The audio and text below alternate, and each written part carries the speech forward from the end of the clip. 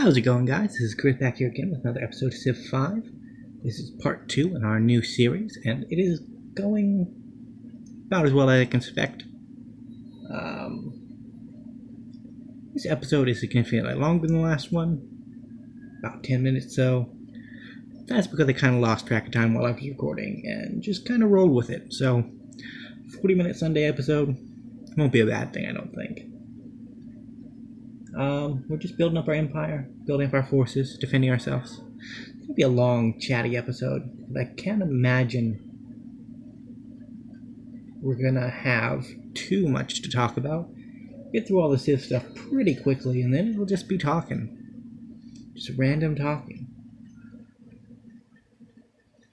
And that won't be so bad. So we're working on getting our silver online. That'll help us increase our happiness to some degree. We need to keep our happiness up, otherwise our cities won't grow at the rate they are, and we are just going for the traditional 4 cities start, so not as though we're trying anything exceptionally out of the box here. Going for the easy bits, and hoping that'll work out for us in the end. We have our 4 cities down. They're placed in okay locations. Our southern cities are a little far away, but the other 2 are close enough that we can defend them if anything comes up. Because this is such a large map and we don't appear to have too many neighbors near us, it doesn't seem like we're going to have to actually defend it for very long, or from anyone, really. But you never know, so we have to be careful with these type of things. Can't settle a city miles away and hope to defend it. Although the AI does do that sometimes. There are AI out there that will, as soon as they find out where you are, will go and settle a city 3 tiles from you, just to see how you'll respond to them. And it usually ends in war. Not always in a good war, but it does usually end in war. Luckily this time I think we're actually going to be able to get a peaceful game out.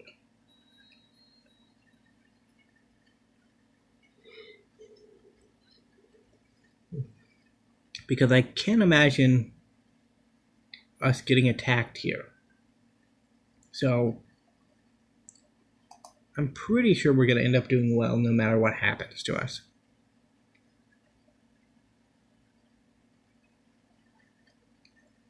It'll just be a matter of, can we leverage our position into a win? The test in turtling. I'm not always the best turtle. I mean, I can turtle pretty well in Magic. Got control down there pretty decently. StarCraft, I'm really bad at the long game. And Civ, I'm okay at the long game, but I wouldn't say I'm perfect. Still a lot to learn about the game.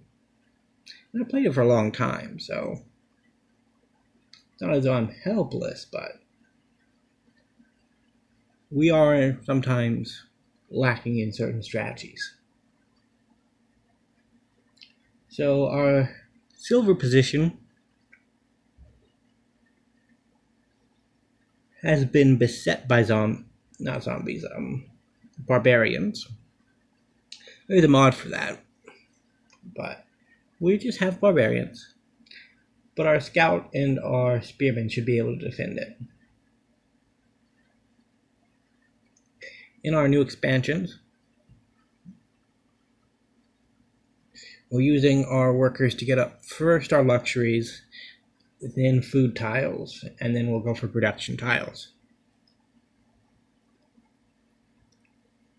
Nippur there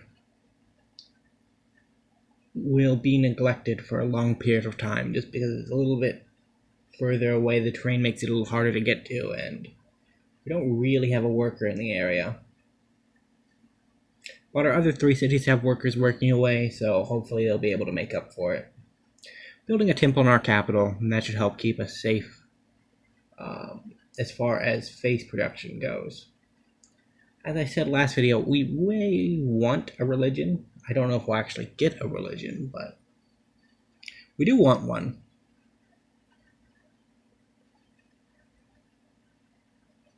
Hmm.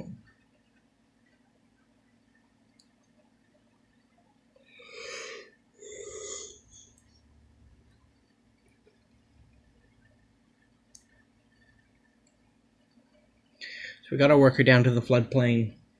Move the spearmen, back into the city to benefit off of the garrison gold bonus.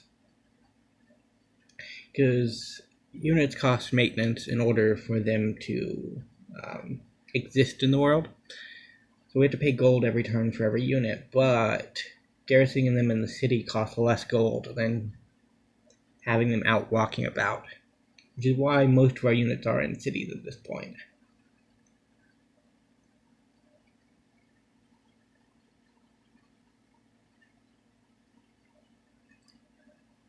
Our spearman is slowly working its way through the barbarian spearmen. That's good for us. It is something decent. Still a little bit tired, so my brain's a little bit odd in the type of conversation it's coming up with. But at least because video and audio are recorded separately, that will not be affecting the plays. Me in the past is still likely somewhat competent at the game, despite the impression that my audio gives you. So we're just mulling away, building up shrines, building up our land, going for the old John Locke school of property rights. Now that we've put things on that land, it's improved, which means we own it. Unfortunately, Civ doesn't operate under those constraints, because if we build a road out there in the middle of the tiles between our cities, it won't be our road, which is actually kind of fortunate for us in retrospect of my initial comment, because roads outside of your territory don't cost you maintenance, even if you're the one that built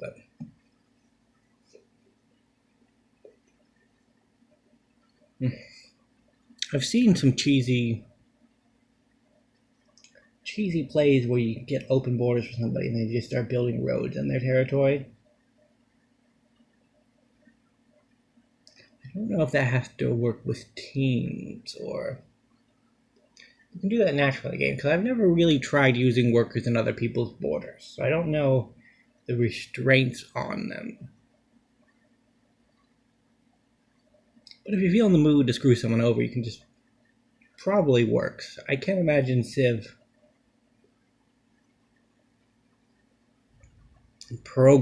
spending time to program in that restraint.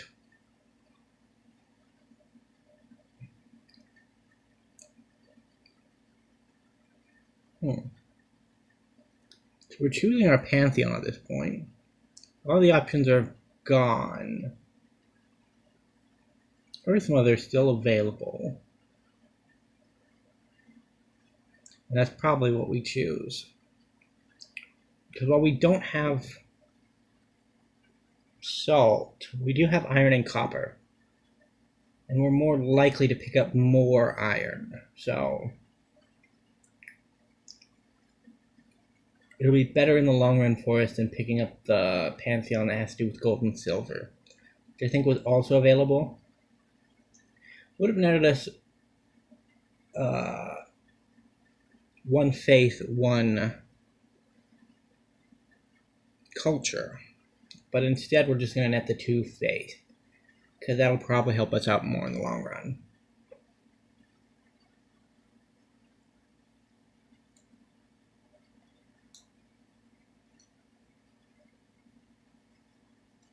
Demographics are not looking good as always.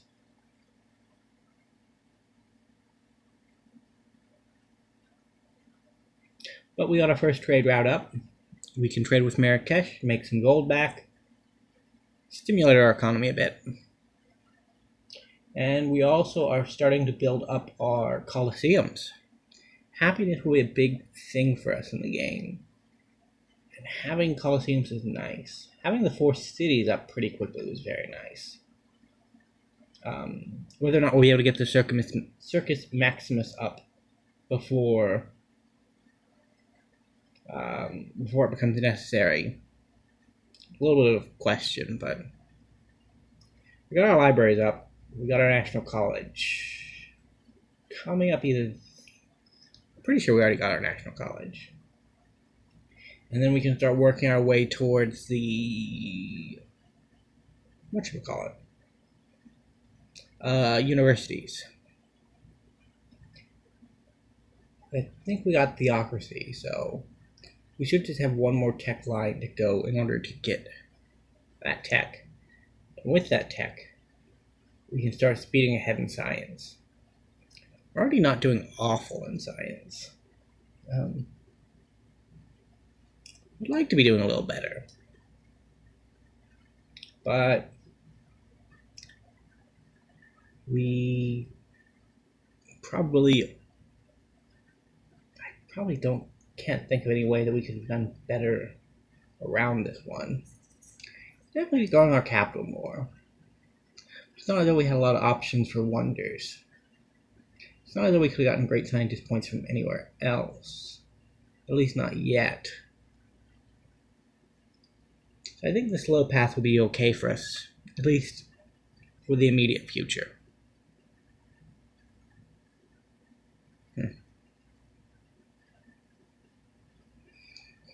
Marrakesh is a good neighbor. I don't know if it is Marrakesh. A whole day to figure that out, and I didn't remember to think about it.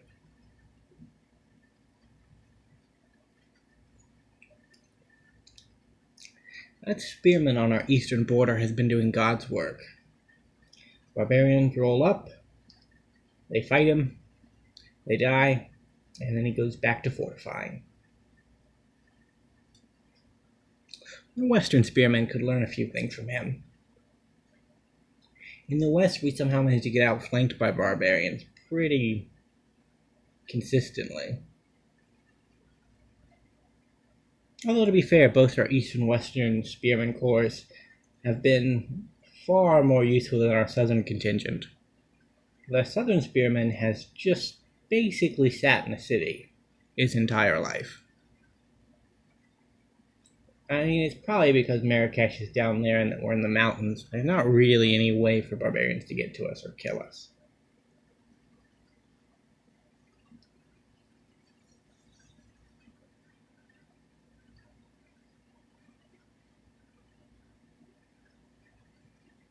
And we'll let the scout have the kill. Our brave spearman needs some time to rest. He's fought countless battles, been in many conflicts. He is the shield that guards the realms of men from whatever horror lies between us and Portugal. So we're going to get our iron online here in a few turns. But also stand to start improving some of these redundant luxury tiles we have sitting around. It's not that they'll do anything for us, it's that we can trade them for the other civs for additional happiness luxuries. Considering we only know 3 people at this point, that's not that big of a deal because I doubt any of them actually have redundant luxuries. I mean, Portugal might, but our southern neighbor is pretty hemmed in, at least as far as we can tell. And the Venetians aren't going to be building another city, so unless they had 2 in their starting area, they're not going to have an additional luxury. So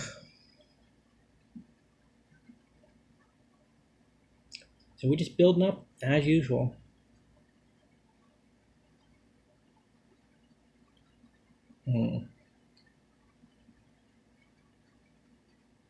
Actually, this series might end up becoming far more edited in the future. Because initially the reason it was so easy to make was because it was less edited.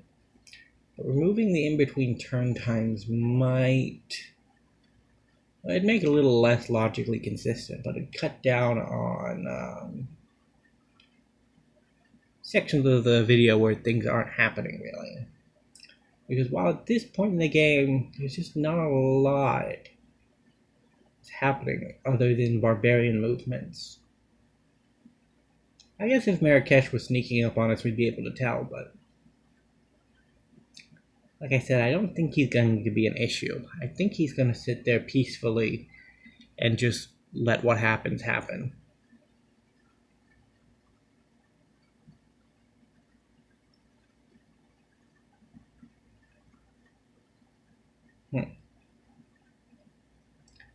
Get some deals with Portugal. We gotta show the AI so we mean them no harm. We have expanded rather quickly, so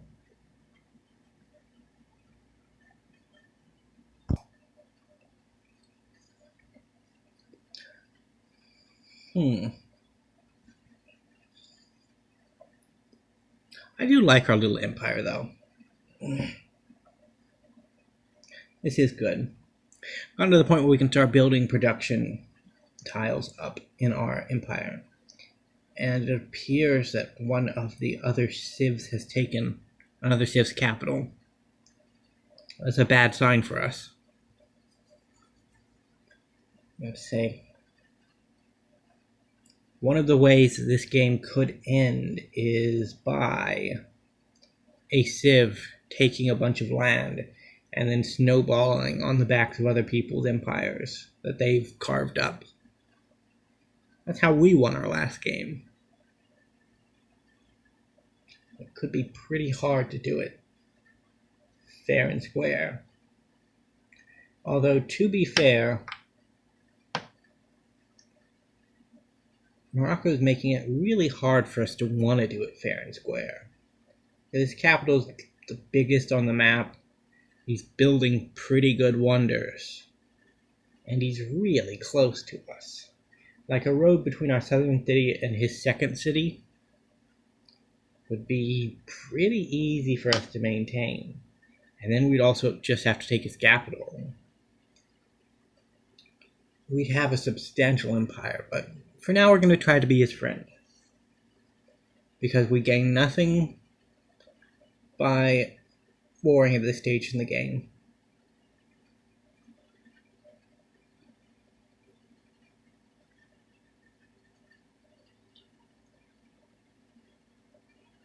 I mean, you can gain things by warring at this stage in the game, but we're not in a position to gain things. We have next to no military. Most of our production's focused inwards on building construction. We don't really have a high power center to actually crank out things. It's like we're actually building our national college now. A little slower than I would have liked, but it's not the worst.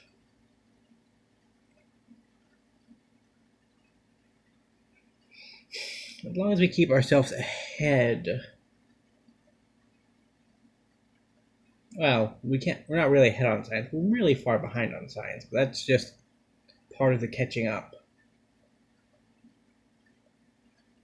And we're going to take a little while to catch up, but we will eventually outpace the AI.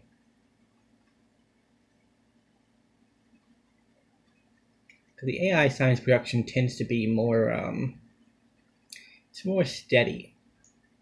Whereas you can get a pretty exponential science growth here if you are just building science buildings in very quick succession of one another.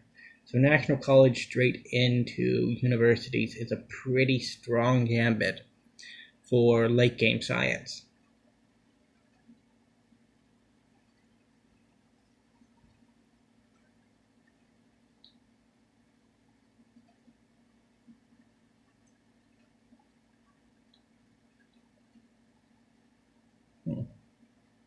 Some religions have been reformed actually.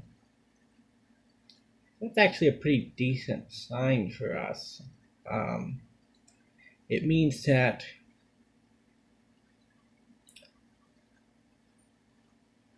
there are It means that while there are other civs in the world producing enough face to get great scientists, they're not all separate civs.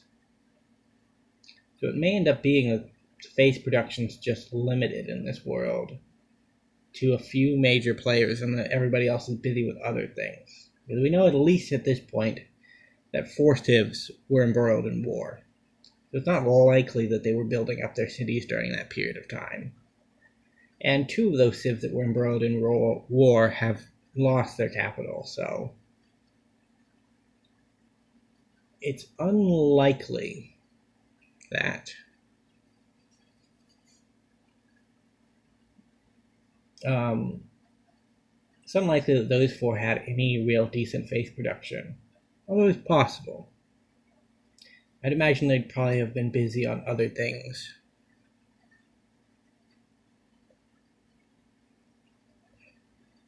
Well, you never know. Sometimes the AI likes to cosplay as Nero. Build a granary while the city burns down around you. Sometimes it's refreshing, to be honest. I do that sometimes too. Enemy armies are closing in around me. Got the hanging gardens building in my capital. Supreme confidence. Often misplaced, but supreme confidence.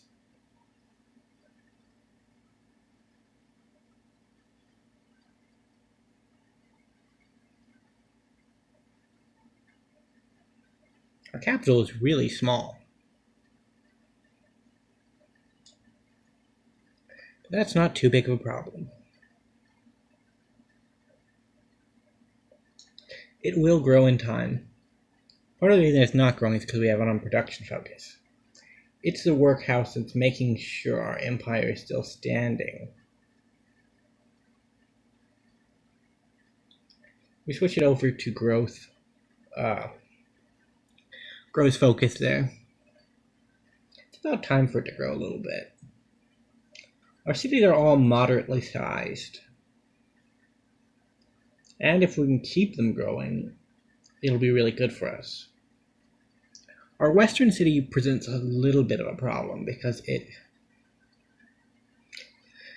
without a worker there, we can't really say for certain that it'll grow very nicely. So we met a 4th player in the game, Assyria. They may be one of the ones that attacked one of their neighbors.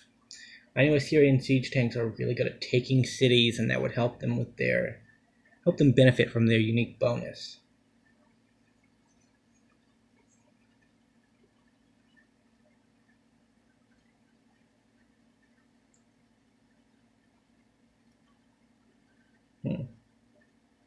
So 2 of our cities have connected up at this point in border growth. I would say part of the reason why tradition is always such a strong opener is because it provides free culture buildings, which means that your borders will start to grow faster than they would normally.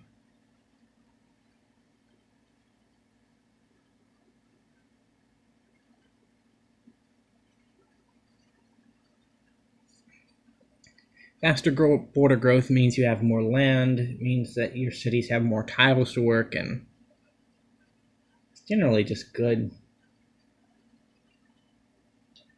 But all that's based off culture, which is notoriously one of the lowest stats in the game unless you're focusing inwards on culture. Because while social policies are nice, don't stop an army of MPs from attacking you. Which I guess is fixed a little bit in Civ 6 because there are things in the culture tree that are also units and policies that can help you defend yourself, but in Civ 5 they're just bonuses. So if you end up against a superior opponent, probably gonna lose. So it's better to focus on the blue number than the purple one.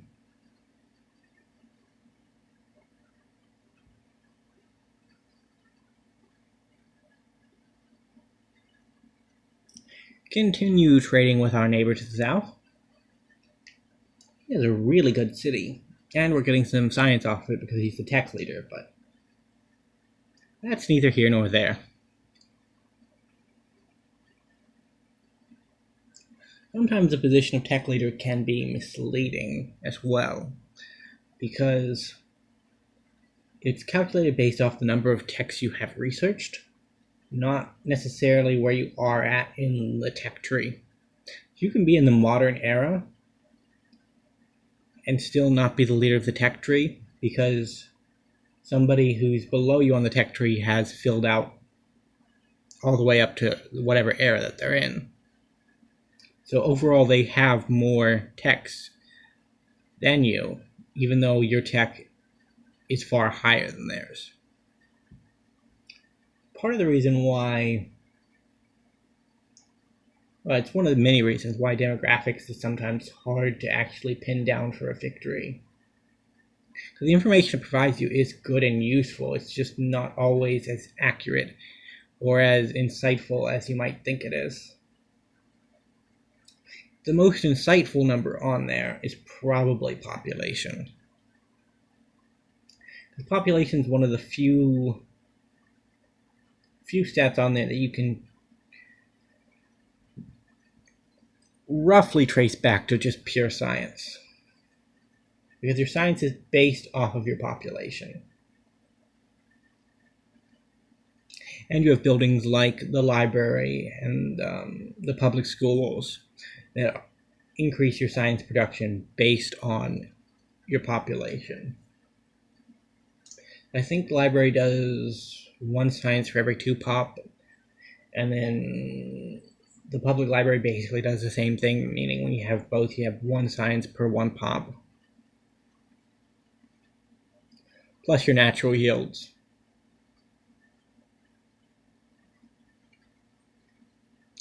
So the result is that you end up with higher science depending on how high your population is. Which is part of how the AI manages to keep up with human players despite not knowing how to optimize their empires as much. So they get benefits to things like happiness and population growth. Which means they can support a 20 pop city when a human player wouldn't be able to, and they can get the science benefits from it at that time.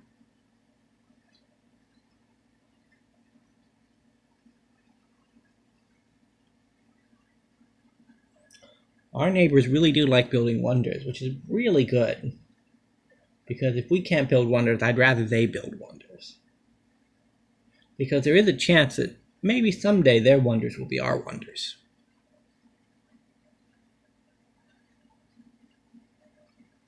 Although it is unlikely. Now, our neighbor to the south, Morocco, has committed to a pretty worrying action. He settled that city just south of our western city and west of our southern city. That makes it seem a bit like he might want to incorporate our southern city. Although you never know, he may want to have another city down below our southern city to hook that up. But it looks like the mountain range might be in the way of that. So that's a little worrying, something to keep in mind. He is a pretty powerful foe at this point in the game, so we would be in trouble if he decides to pull something.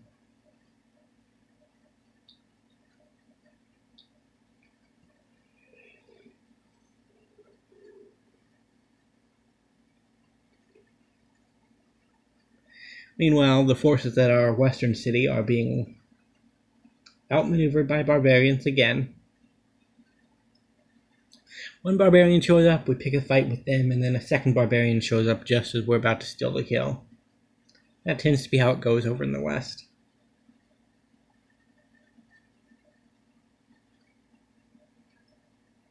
I didn't mention this before, but I added the multiplayer score screen in for this time around, just to give us all a good idea of where everybody's at. I mean, score doesn't mean too much, but it is a useful metric to get a look at sometimes. Help us figure out who got early religions, who's expanding more, that type of thing. So we help out the Portuguese scout a little bit. And we move over to the west where our bravest soldiers have continued their fight. And there's a Swedish border right there. I don't know if you guys saw that, but apparently we live next to Sweden. Haven't introduced themselves yet, but their border is dangerously close to where our lands are. So it looks like there may be future conflicts for us. Sweden's not the height of aggressive civ, but they have a decent gunpowder unit. And they do tend to like expansion. One of the most frustrating games I've ever played of Civ was against Gustavus Adolphus, because we were basically the two tech leaders, and while I was ahead of him in tech, he had gotten to a lot of the early wonders, like the Red Fort, and a lot of defensive buildings and wonders, and military wonders and things like that. And I pretty much took over most of his land, but his capital just would not fall. The city had something like 200 hit points of the defense, and it was just impossibly hard to crack. I think I had it surrounded by battleships, had XCOMs drop in on it, and had attack helicopters waiting 5-6 tiles back to drive in after everything was dead, and the city still managed to stand. It was honestly very frustrating, but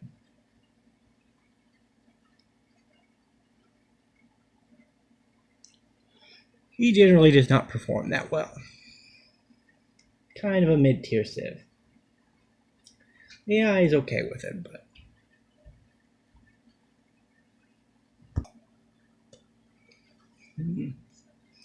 just looking at the city production there.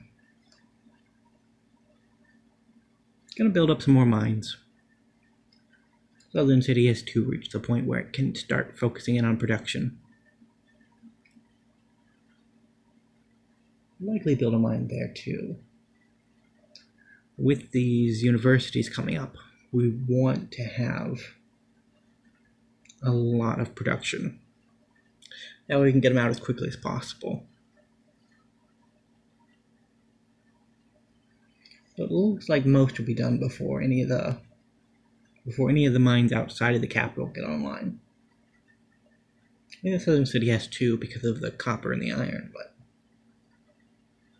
not the strongest position. We have moved up in the demographics. Pop is a good number to see going up.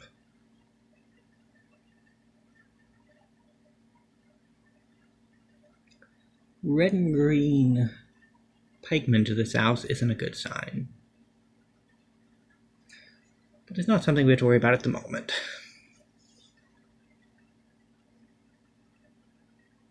Building a lumber mill there because it's on a 100 tile. If we just get rid of the forest, it won't be a very good tile, so might as well get some use out of it.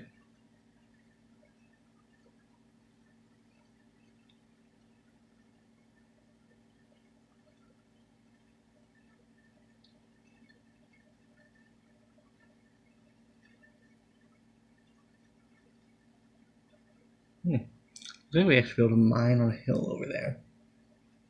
That's not awful, but it's not ideal either.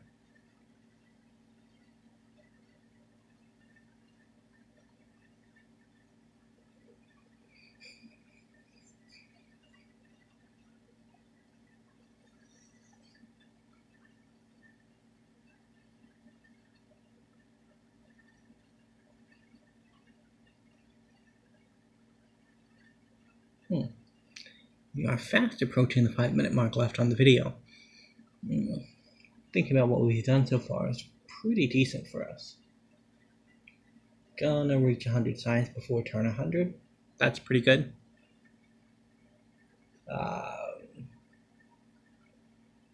We have a good amount of units for our defense.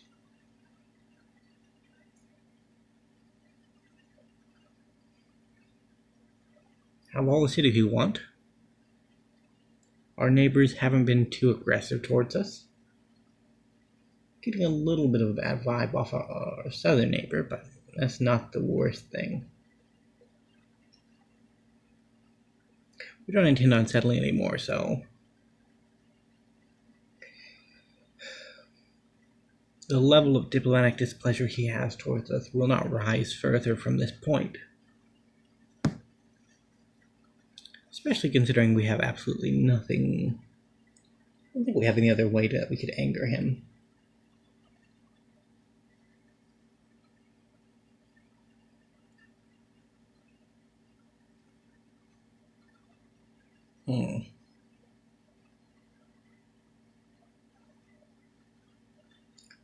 So we have two unique luxuries that are just outside of our reach. We have furs near Babylon and crabs near Nippur. I say we won't settle any more cities, but we might if we want to get those luxuries really bad.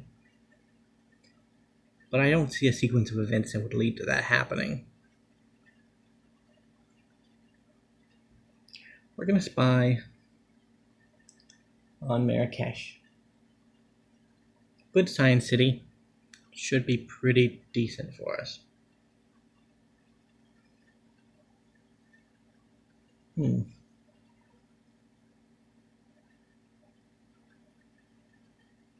Let the Portuguese get attacked near us. We don't really care about their safety. And we enter the Renaissance. That was mainly so that the next social policy we get won't have to be wasted on commerce. We can go straight into rationalism. Generally, the way you do that is by going into acoustics like we did. But because we're in kind of a mountainous region, it's generally favored to go into astrology for the deep sea sailing tech. Not for that, for the observatories that you can get on your mountain cities. But all three of our expansions have become pretty decent in their own right. Nippur's lagging behind, but the other two have decent production, decent units protecting them, and pretty well all the necessary tile improvements, so I can't scoff at what's been accomplished there. Gonna go build another mine. Poor Nippur, because we didn't build a worker there, it's still just struggling. But it does have a 4 food tile, which is not insignificant, and it has a couple of floodplains, so it will start growing a lot once we actually get something over there to improve it. Portugal has had a pop, it looked like, there for a second. That's a good sign, too. It's really hard to stick with the pacifist manifesto when we're surrounded by juicy targets, you know? I don't want to go to war in this game. I'd like to stay peaceful, but my neighbors are making it real hard.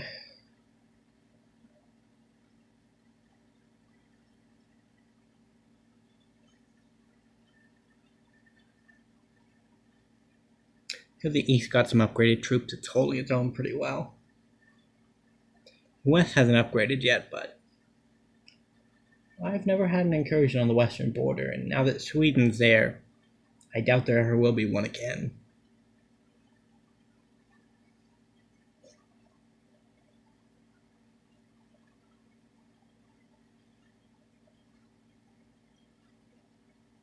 Our score is pretty bad compared to Marrakesh, but he is exceptional, so we'll let it slide this time. We're building things here. This is the part of the game where I'm starting to realize that I may have played too much. So as I'm getting everything ready here, eventually I'm going to check OBS and realize what time it is on the clock, and then I'll have to wrap things up.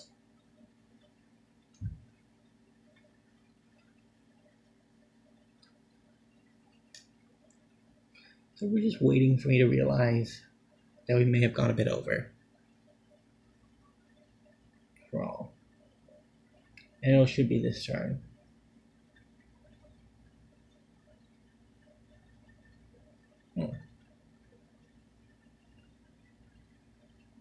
For moving in, I'd like to thank you guys all for watching. Civ will be a regular on the channel, so stick around if you like that. Remember to leave a like and subscribe, and I will see you in the next one. Goodbye for now.